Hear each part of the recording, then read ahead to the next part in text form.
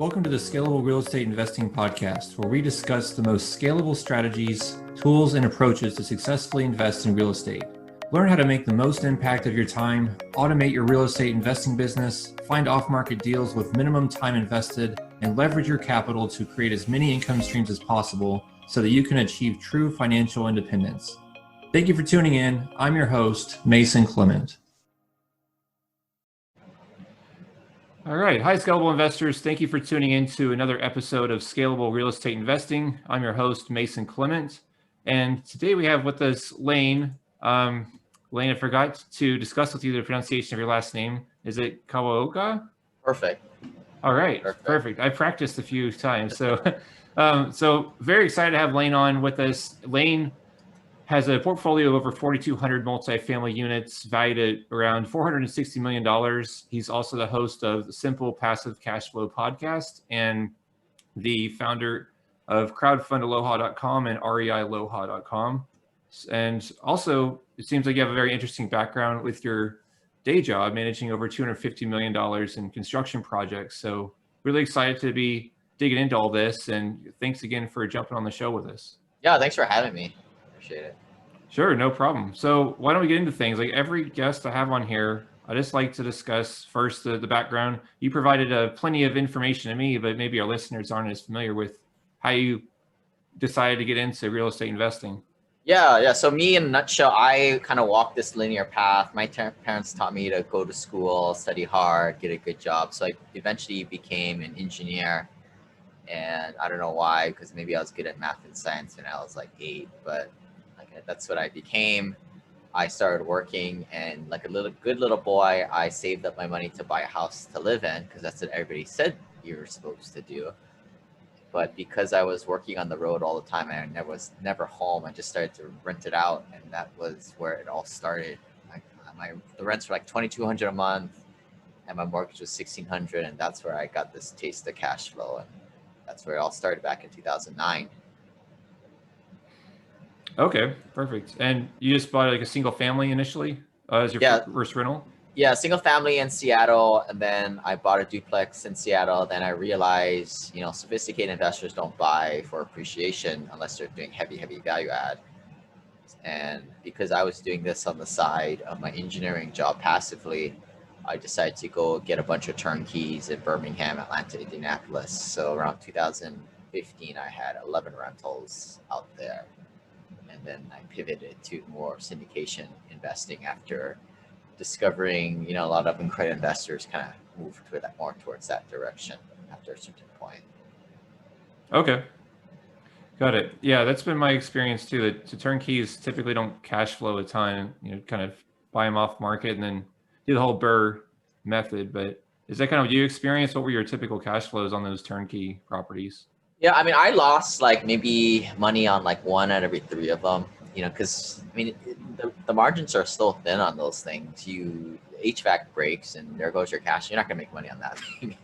Yeah. For the year. And I had a few bad 10-out turns where they screwed up the property, and I was kind of like, really, like this isn't working.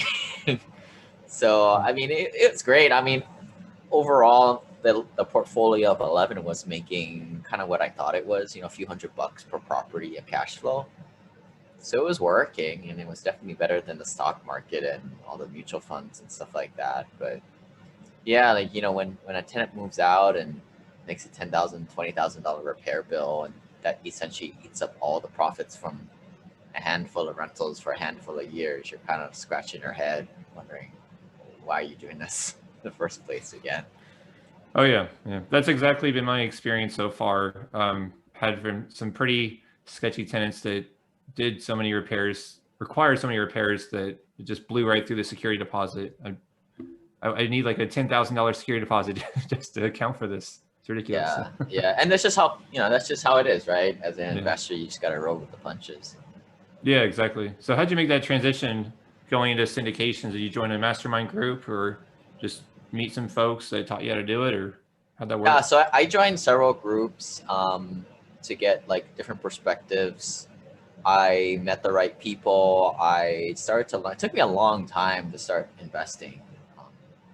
probably about 18 months of analyzing deals, learning how to, do my own analysis, run it through the spreadsheet so I could just take the P&Ls and the rent rolls and then figure out if it was a good deal or not.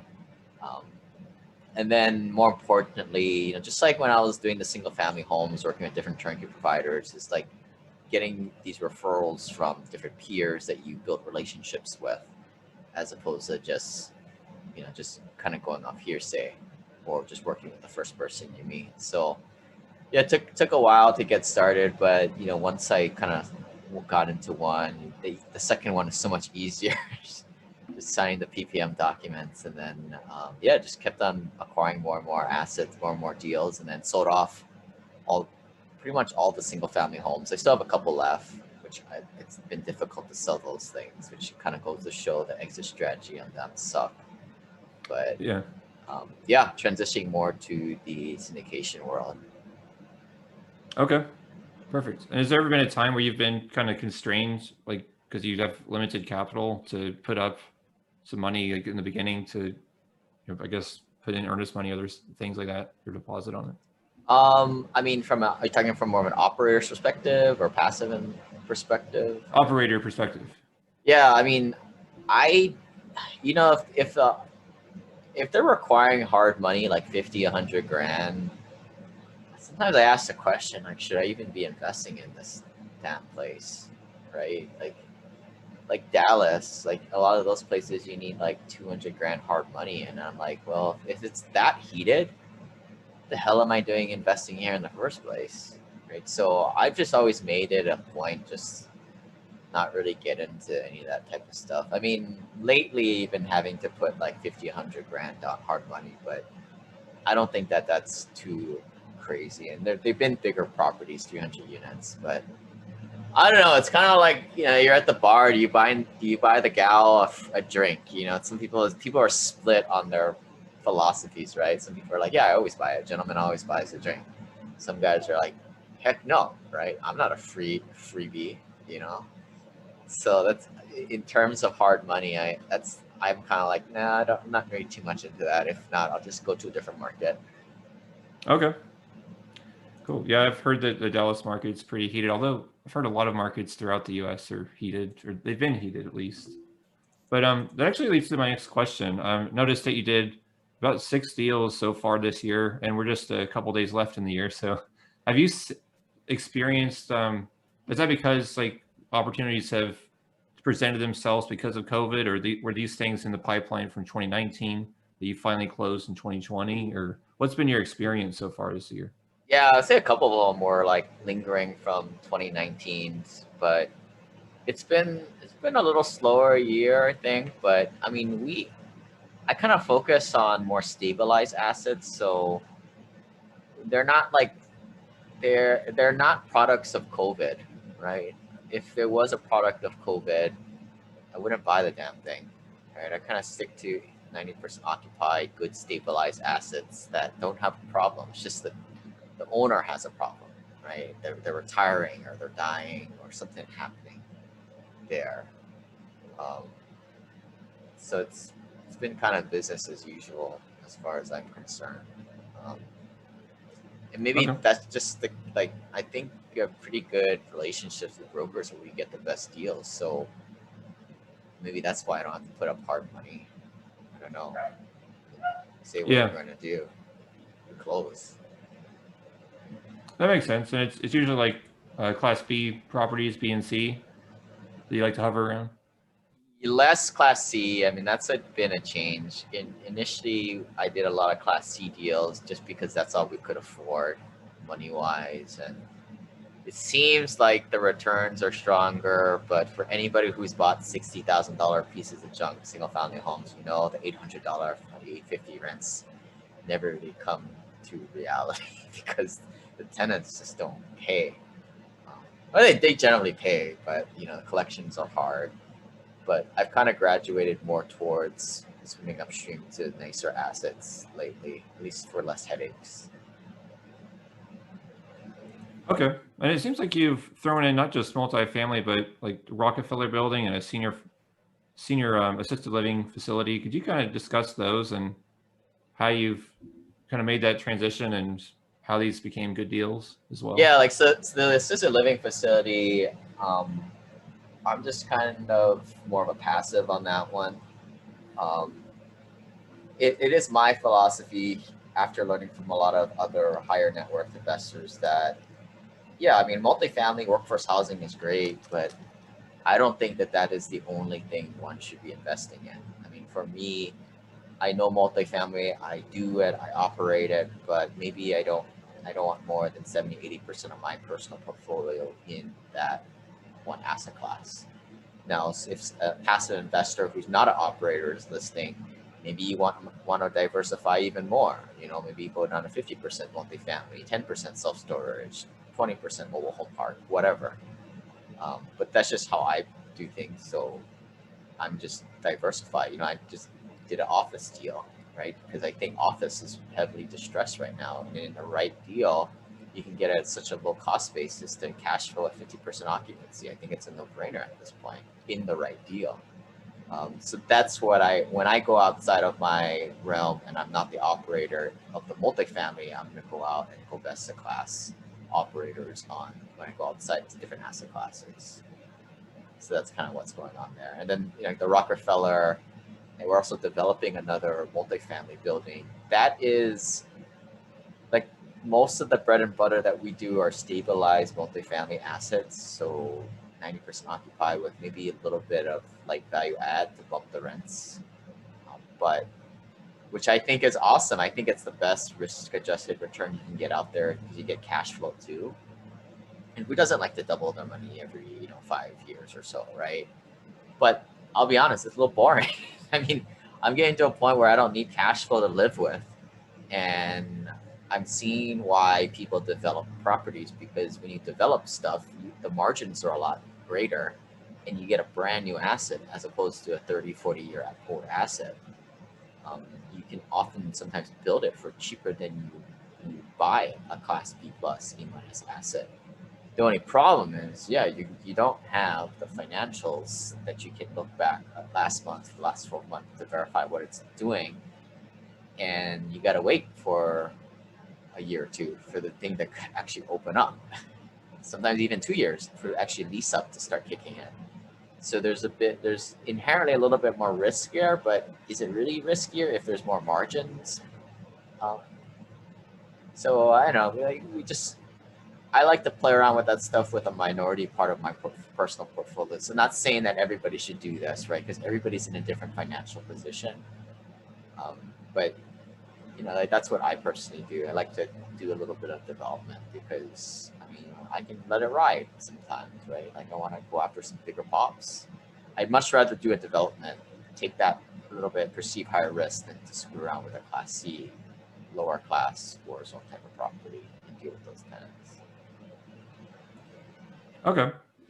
Yeah, I've definitely heard that from several people in terms of just kind of understanding where the market is. If it's cheaper just to build something brand new, then maybe it's not the best decision to obviously buy an existing asset.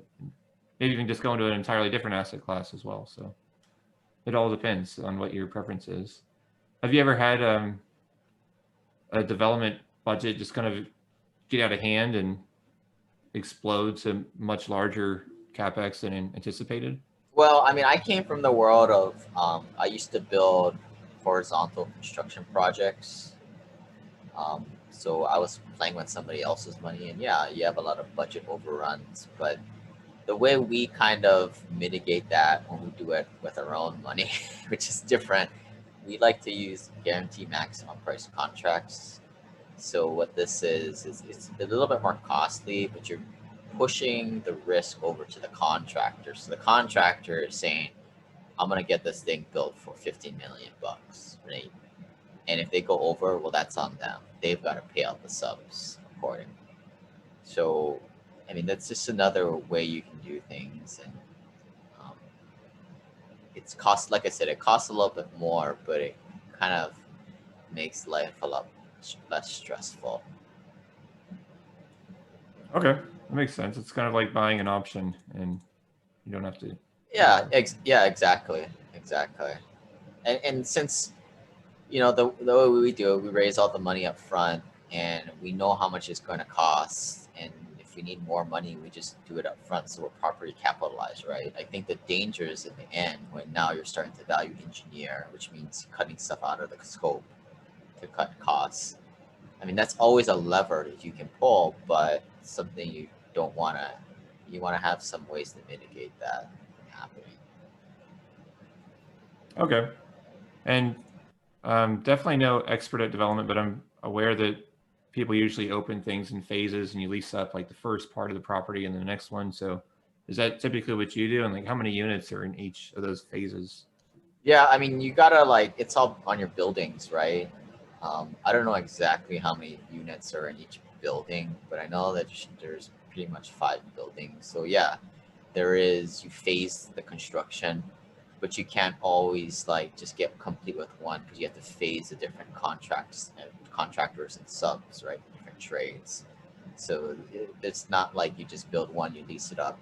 You have to phase them to make it worthwhile. But yeah, that's the general strategy. But that's the contractor's job, right? I mean, that's kind of what people don't realize is you build the contract to align yourself with the contractor. They want to be in and out in the quickest amount of time. They also want to do it the cheapest way possible. So sometimes that schedule component, you can be aligned with them so they can be done quick so they can go get another job. And that's exactly what we want. We want everybody to make money, the contractor and us. Okay. And by phasing, do you mean you might be finished with the first phase and then they're already starting the second one, so you have some overlap as well? It's not Right. okay. But as like in my role, I don't care how they do it. Right. Whether they bring the truck this day or that day, I don't care. That's their job, right? They signed up to do a job and we built the contract, all encompassing of that. Right. And I think that's just my management style. Like 4,200 rental units.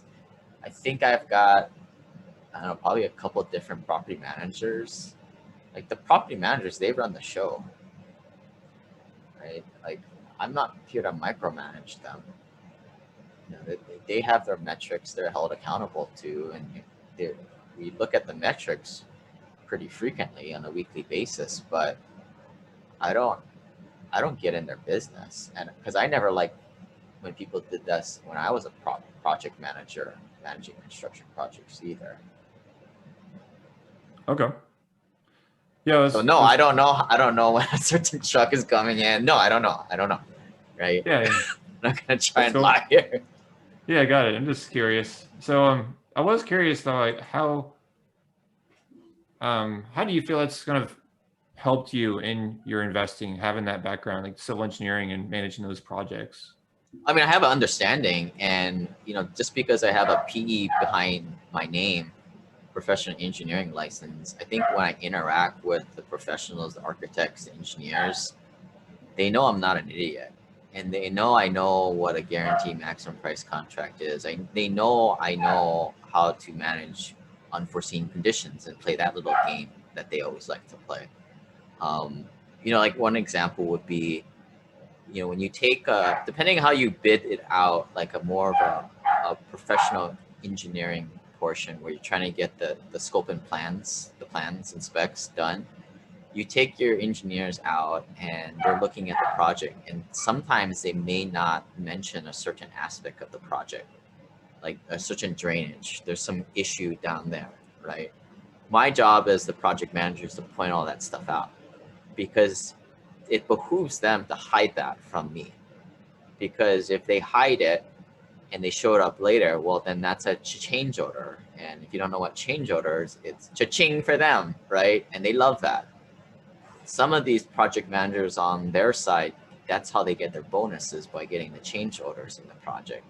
So me as the owner's representative and project manager, my job is to mitigate that. So I need to go out on the pre-job walkthrough and make sure I identify all these things, so that when we do sign that all-encompassing contract, I can say, well, I told you about that drainage over there. You guys should have taken care of this stuff.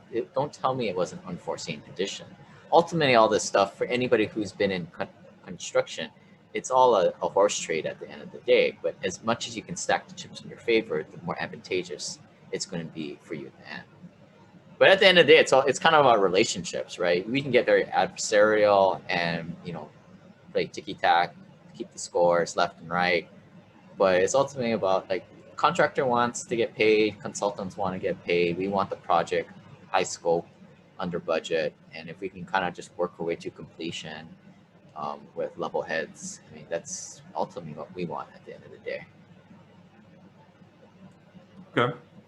So say someone that didn't have quite the same PE background, how would they get up to speed to be able to also try to mitigate these things?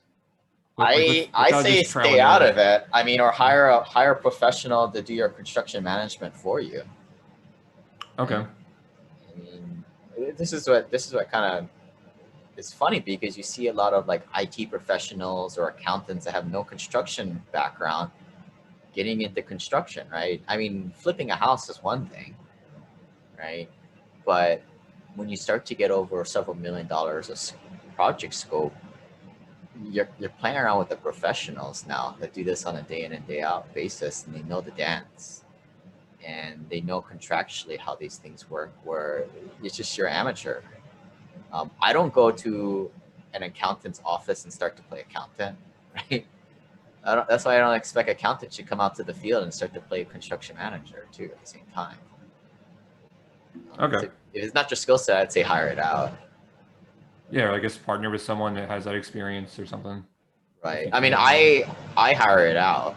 I mean, I don't want to be the person bean counting and approving invoices, right? But I think that's what helps me in the decision-making role that I am, right? That I know what's the inner workings of it. Okay.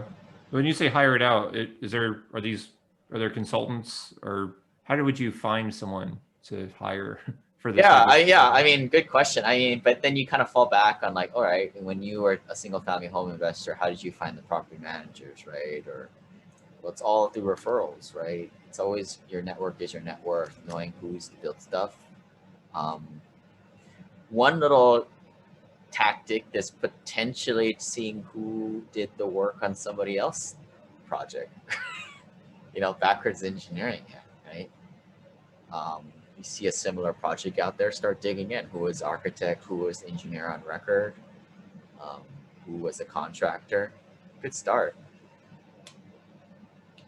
Okay, makes a lot of sense.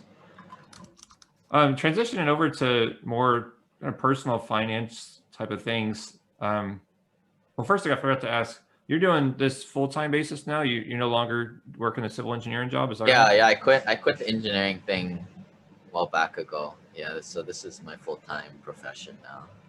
Okay, perfect. So say someone that's still in the day job mode trying to transition to where you're at now, what would you feel is the kind of the way to best invest the money to have like the biggest impact and really make the largest amount of progress in the shortest amount of time?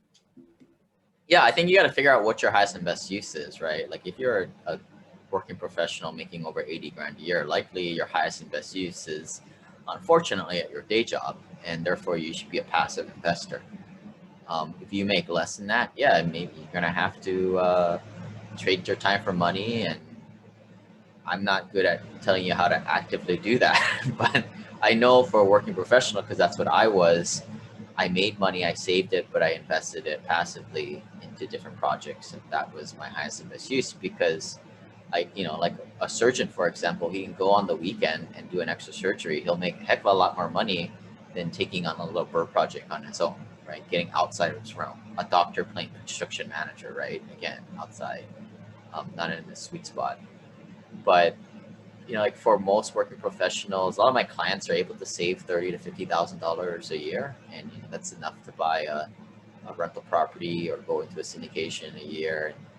And do the math. I mean, if you're growing your money at 14-15% IRR every year, and you keep contributing more money to investments, I would say most of these guys are able to get financially free in 5 to 10 years. So it doesn't take too long. All right, that makes sense. I guess if you're very impatient, though, maybe you have to take a more active role and risk your job or something. Or yeah. But then, you know, like that decision is up to the person, right? Like when you're doing that, you're taking on more risk. I always make the argument, and I'm like, all right, sir, like you're going to take 7 years to get the financial independence if you go down this route of more of the steady passive route. Or would you rather take a chance, blow a tire, and not get there, right? And take on all this liability and headache and potentially get there in 3 years, but have a chance to never get there at all, right? And now when you think about it from a loss aversion point of view, that 7 years doesn't seem too bad, right? And most people will say, yeah, getting there in 3 years sounds awesome, but I'm cool just waiting it out a few more years for the sure thing. Yeah, that makes sense. I've asked some other guests on the show, but interested in hearing your opinion in terms of what's the best way to vet a deal, since there's so many different sponsors out there and so many different deals. Yeah, as a passive investor, I work with a lot of different people. My framework is 50% the person, 50% the numbers. I start with the numbers because that helps me dwindle down the people, so I don't have to talk to people, because talking to people takes a lot of time. But on the number side, I spot check reversion cap rates, rent increases per year. I don't want to see that higher than 3%. I want to see the economic vacancy fat, you know, to assume that there's some loss to lease and vacancy in the property. Those few things usually is like 80% of the numbers due diligence. You know, as a passive investor, you're not going to have the P&Ls and rent rolls. Like 90% of passive investors don't have a clue what a rent roll or P&L should look like. So I'm not saying you need to know that, but this is how I do it. I run the numbers first and kind of see which are the sponsors out there that are kind of underwriting their deal thin. And then if they are, I'm going to talk to them. But then at that point, then I'll maybe interact on a personal level. But then I'm going to go to my network, right? I'm going to ask around to people I know and trust. Hey, have you heard of this person? And that's the way I do it. But granted, when you're first getting started, you're not going to have that type of network. I didn't have that when I first started. So that's what you want to work towards, I guess, eventually, that gold standard.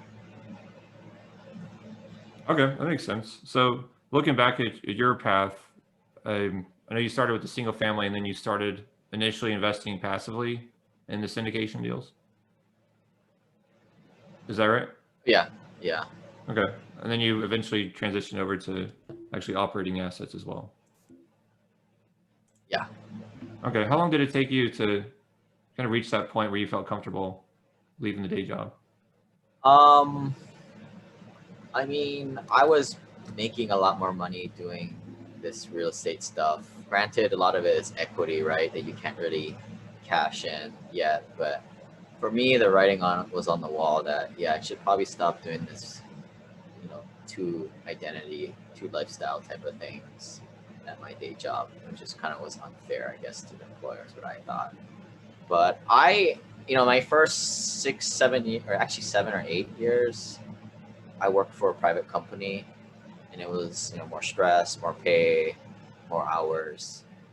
But I kind of titrated down to more public sector jobs that were a little more cruise and allowed me to focus more on my investing side. So, and it's not a binary thing of like, you know, you're working, you're not. I kind of stepped it down slightly, and that's what I urge a lot of people to kind of consider, right? Maybe cutting your hours back, going to an easier job.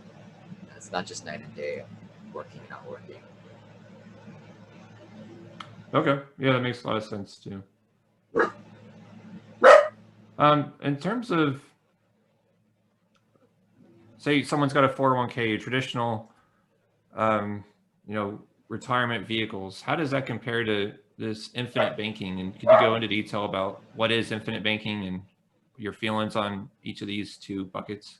Yeah, so two entirely different things. They're for two different purposes, but generally I don't like 401ks or any retirement accounts, even QRPs.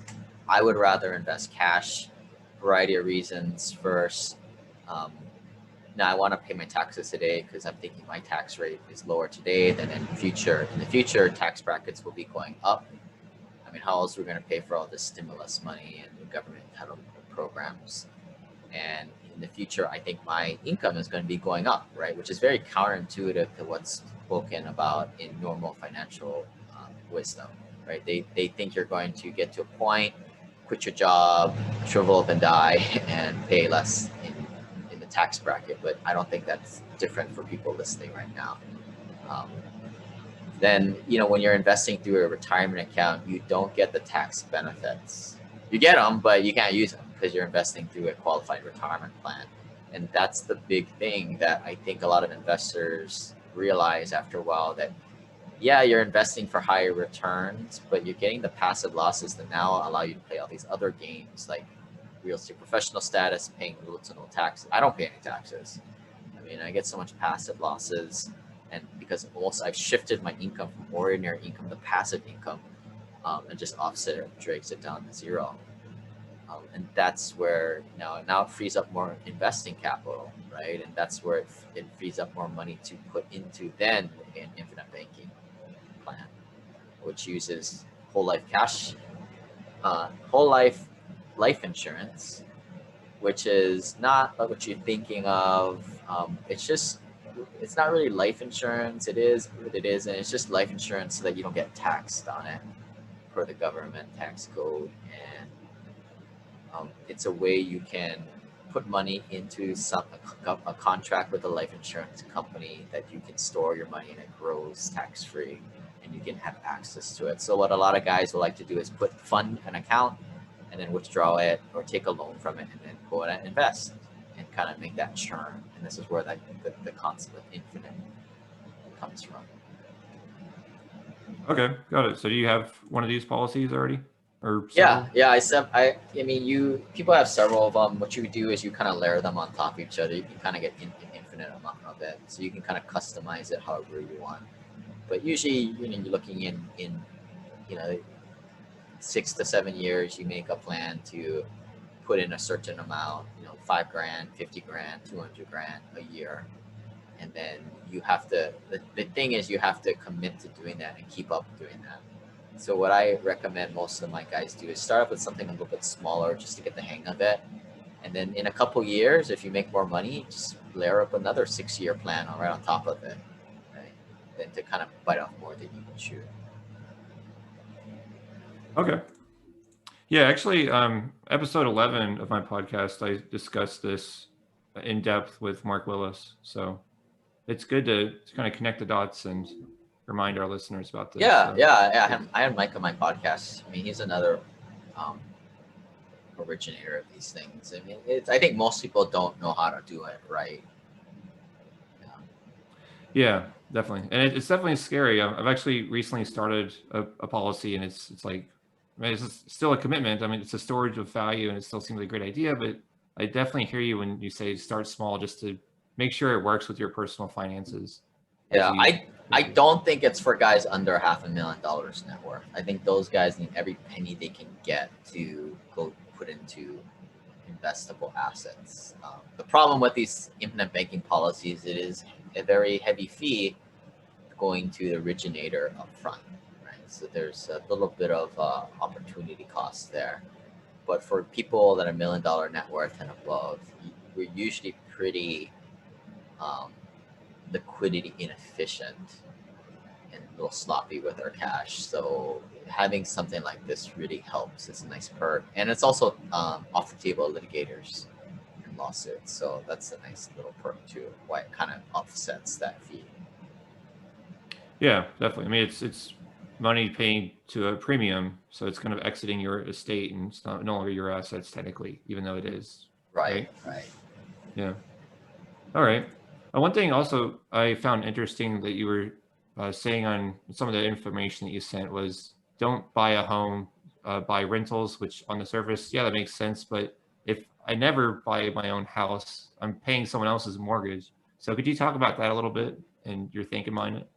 Yeah, I mean, I think most of the investors I know live in high-priced areas like Hawaii, California, New York, Texas, or Dallas isn't too bad, but it's getting there.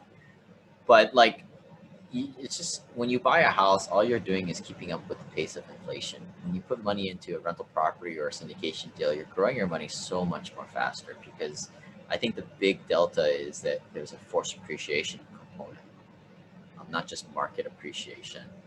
So yeah, I mean, it's just run the numbers yourself, right? I'm here. I'm just telling you, all I do is I rent. I rent here in Hawaii, and I might continue doing that for the long term. My money is better off working in deals for me. I think that's where it makes me more money.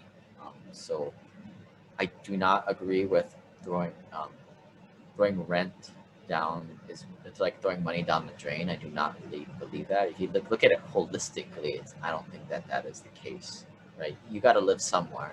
There's a cost associated. So whether you put that money to your mortgage, your rent, or your rent plus 5 rentals that you could have bought, right? You got to look at it holistically like that. I do think most people should buy a house, because most people are pretty irresponsible with their money. But I'm thinking, if you're the listener listening right now, you're listening to this podcast, you're smarter than the average cat, or at least better with their money. So maybe you should kind of not buy a house to live in, because I think for most people, buying a house to live in is just a forced savings account that I think a lot of people need. Yeah, that makes sense. I mean, depending on the person, sometimes that's really your largest asset in 30 years, and it's not the best place to put your money. But I think from your perspective, instead of saving for this down payment, having this large lump sum of cash that you put into that house, you're putting it into maybe a few different properties or something like that. Right. I mean, just take an example of like a starter home, like for $600,000, you put a 20% down payment, that's 120 grand. You could have bought, 2.5 syndication deals or 5 or 6 rentals, right? You do the math. How much money is you're growing with cash flow, tax benefits, mortgage paid down, and appreciation with 6 rentals compared to that one property, right? I think it's a no-brainer.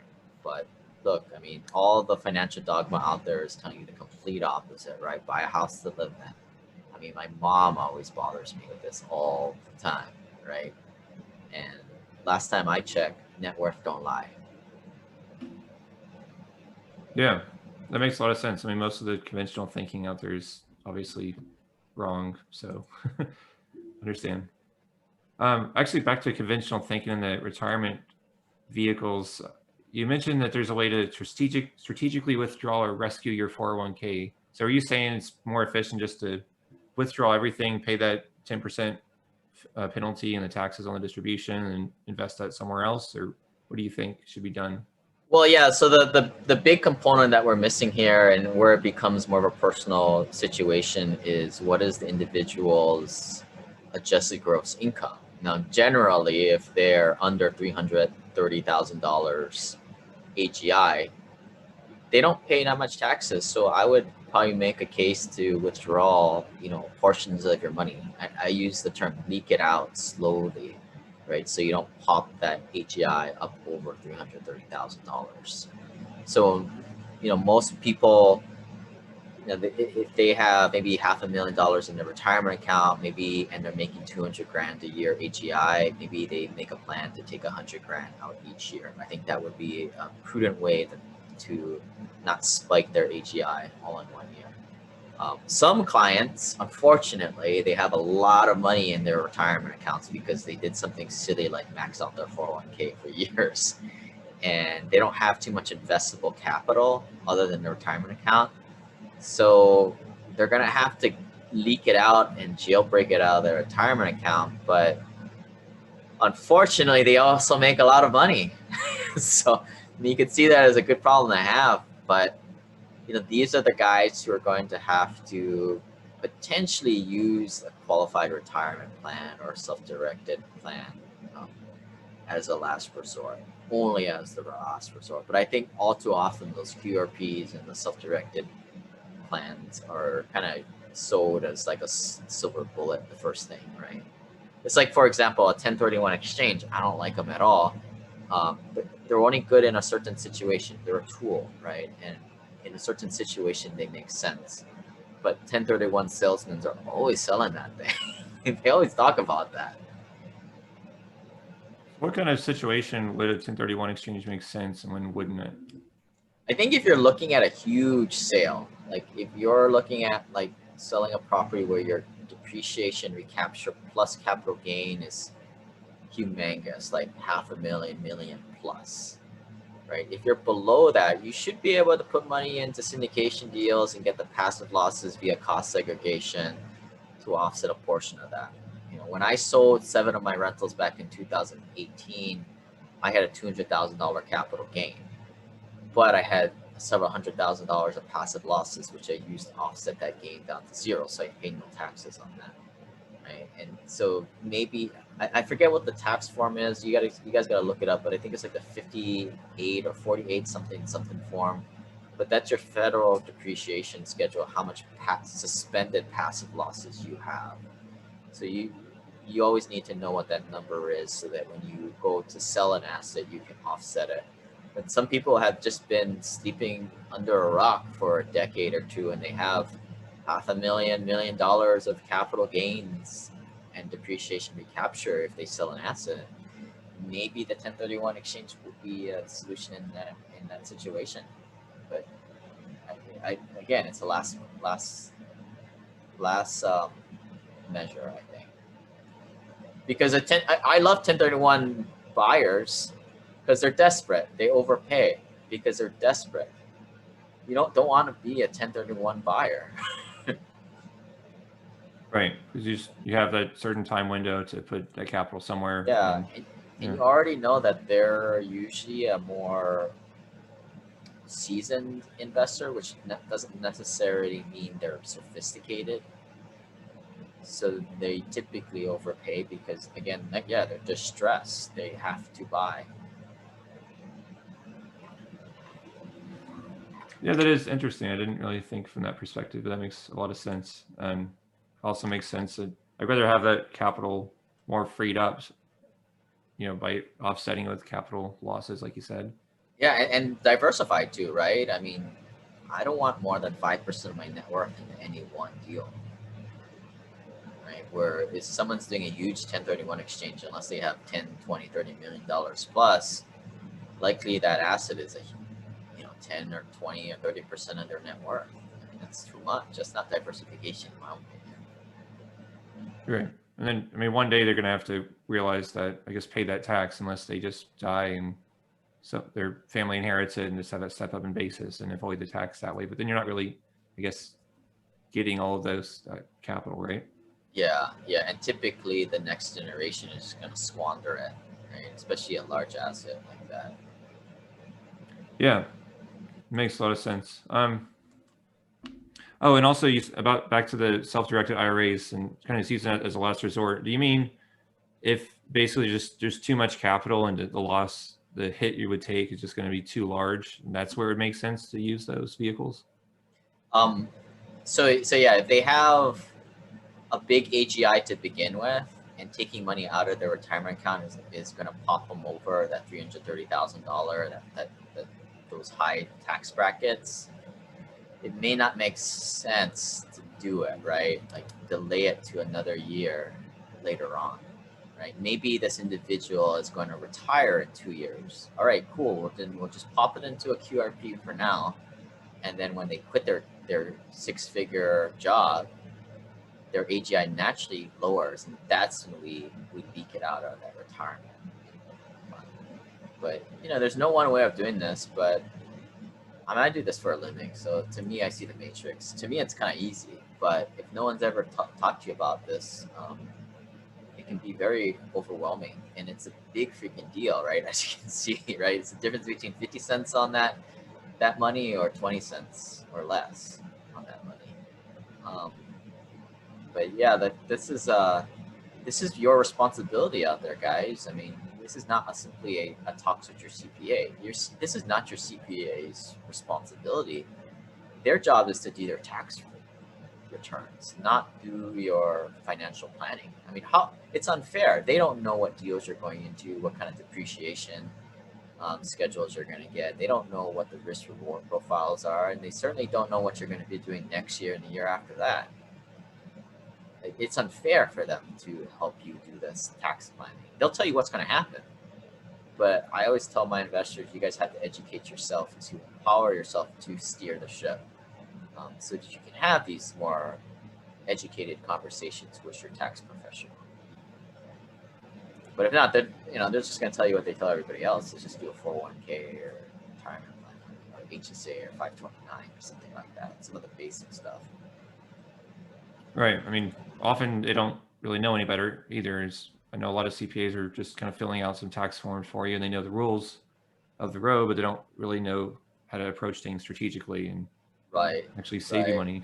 I'd say maybe 90% of them are probably like how you're saying. That's why they have day jobs. That's why they're stuck in their day job. Yeah, exactly right. Yeah, but I mean, there are ones, the minority are the ones that they know this stuff. They know what a land conservation easement is. They know what oil and gas IDCs are. But most of the people coming up through the doors are just unsophisticated investors, and they're just not playing around with that stuff. So why do the fancy stuff if Plan A works every time? Yeah, exactly. We just have some mutual funds and an E-Trade account, and that's it. There's nothing else. Yeah. I know when I was an employee, I always try to do it the easiest way, right? Why complicate? Yeah, exactly. Okay, cool. I think we hit most major questions. One last question, though, I have is, what do you mean by reversing the pyramid of traditional investing? Yeah, so like when I first started to work for a company, they brought in the Vanguard guy, Fidelity guy to kind of brainwash you into using their mutual funds. And they tell the young people, they're like, oh, you guys have a long time horizon, right? So you have the ability to go after more riskier or aggressive or growth stocks, right? Which I think is the complete opposite. The way I build my portfolio when I first started was with cash flow, right? So I think you start with the more prudent stuff. To me, cash flow is kind of like dividend stocks. So it's the opposite of what they normally teach you. So you build your pyramid of your investments, your portfolio, if you will, of cash flowing stuff on the bottom. It's not going to double your money every few years, right? It's not that explosive, but it's very prudent and very consistent. So once this cash flow gets to amount where you're making a few $1,000s a year, and then it grows to eventually replacing your W-2 income, now I think you have enough food on the table coming in, right? That cash flow puts food on the table, buys groceries. At that point, I think that's when you can open things up and maybe going after more riskier investments. Go into that syndication with the brewery if you want at that point, right? Buy some luxury development type of stuff for all I care. Because you can, you've built your pyramid with a good base of cash flow, and it allows you to kind of go take some chances. And this is why I think at the start we're talking about development deals, right? This is why I'm kind of moving more towards that direction. I mean, granted, most of what I do today still is bread and butter, base of the pyramid, cash flow, stabilized assets, but I'm kind of opening it up a little bit. People are noticing. Okay. Yeah, that makes a lot of sense. I mean, the traditional pyramid is upside down in a way. There's not really any base to go off of. Well, it's that way to keep it there, right? I mean, maybe that's just a facetious way of looking at it, but if people just bought a simple rental property this year and then saved up their money and bought another one a couple years later and bought another one after that, they wouldn't have to work. They'd be able to quit the rat race in under a dozen years or so. Most people. How would society function, right? Yeah, exactly. That's what I think about every day. So yeah, you hit the nail on the head there. Yeah. And I think that's what we all need to do is get our money off Wall Street, where it just makes these big companies rich, and get them on Main Street, get them investing in real projects that help real people, not the luxury end, but the workforce housing. I think that's where I like to invest because it helps out middle America, and I think the people, they need more value housing, more quality landlords giving them good housing, and maybe when they don't pay, they don't stay, but for most people, they're pretty good citizens, and to create a good community for them is kind of what it's all about. Yeah, and I always think about the quote: the more value you add, the more money you make. So it's all reciprocal. It makes sense. Yeah. I mean, money comes to those who create values. Like, it doesn't come to those. I mean, people make money buying stuff on Amazon or eBay, but they're just traders. but real value comes to those who add value to people's lives. And in this case, it's rehabbing units to make it better, and people in change pay an extra 100, 200 bucks a month for that. And that's what increases the value of the asset, and you harvest that at refinance or sell. Yeah, exactly. Okay. Perfect. So, what kind of person, what's the profile of person you're looking to work with, and how would these people get in touch with you if they wanted to learn more about what you're doing?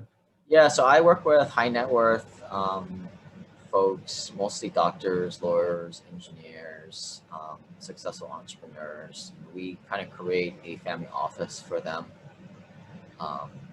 Most people, have heard of family offices. They're mostly 100 millionaire families and above, but I've kind of created a niche between, getting people from $1 million to $10 million. It's kind of my specialty, because that's what I am, right? Like I wasn't born an accredited investor. Luckily I paid off my student loans during college working internships, but I started out with zero, right? Under $250,000. I think everybody should go buy a single family home rental. Trudge in that for a few years and get your net worth up to eventually play more as an accredited investor and scale up. But yeah, I think people need a lot of help in that vicinity, and there's nobody teaching that type of stuff. Okay, got it. I'll be sure to put the link to your podcast in the show notes and everything, but is there any other way you want to give out an email, or just have people look there? And yeah, my email is lane@simplepassivecashflow. And yeah, I would say like my first few podcasts were all about turnkey rental, single family, because that's what I was doing. But as I became more of an accredited investor, my topics have changed. It's kind of like more of a follow my story type of podcast. Okay, cool. Yeah, it's definitely interesting to see the evolution of your journey. So good. Well, thanks again for taking the time to come on the show here. This has been all very helpful and enlightening. Hopefully it's showed people some new ways of managing their finances. Yeah, appreciate it, Mason. Sure.